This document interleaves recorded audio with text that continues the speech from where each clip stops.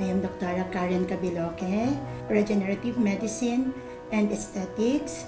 Being in that field, I really love beautiful things, comfortable things, and happy things. Being on aesthetics, I have opened a lot of clinic for 20 long years, and this clinic in Centuria Medical Makati, which is also owned by the property, has given me a lot of new ideas and new perspectives in life.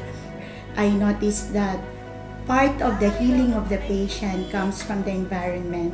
That is the point and image that I would like to project to the patients, wherein they would come to a place where they can relax and at the same time they would get the proper treatment that they want.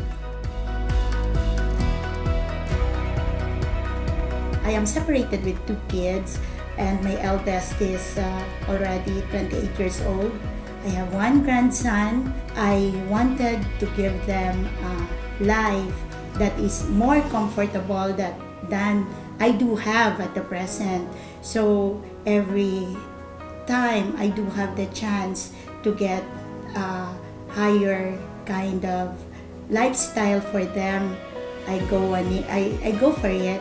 I am thinking of my apo na someday, sana, even if unable na akong mag-provide for them, meron silang, they can look forward to something na pwede nilang panghawakan, na kaya nilang i-enjoy, and at the same time, they can use it as investment.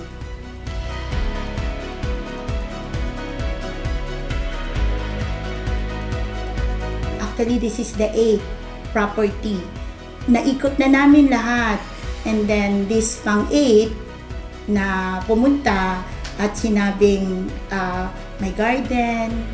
Nung na-inlove ako kagad dun sa garden na yon. Bakit kailangan kukuha ng personal na garden? Meron namang garden si ako and then maayos din naman ang pagkakalinis doon. But yung vibes ba na your lifestyle is very busy, even yung kain mo is not on time. At the end of the day, when you go home to a place na comfortable, na lalaman mo na lahat ng pagod mo is worth it.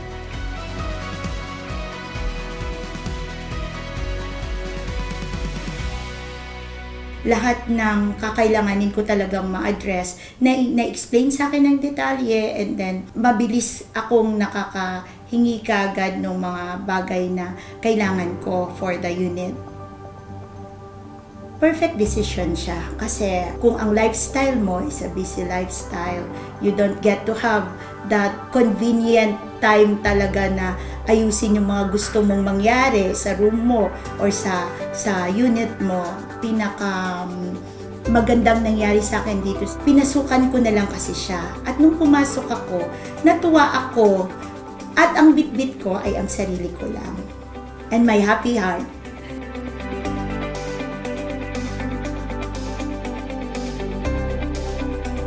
Parang baby siya ng family kasi lahat ng pagpupunta, mama, pupunta ako dyan, dadalhin ko yung apo mo. So, selfishly, parang nagamit ko siya for my daughter to come frequently and bring my apo. Kasi doon pa lang sa pool, meron ng playground which is safe para sa mga bata.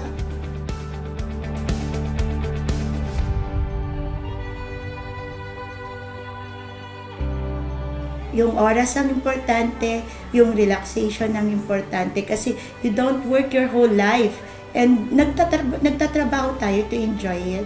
And in as much as may mga option tayo na pwede yun pagsabayin na nakukuha natin sa condo living, bakit hindi? Kasi we live in a place na maganda and at the same time, pwede natin gawing investment.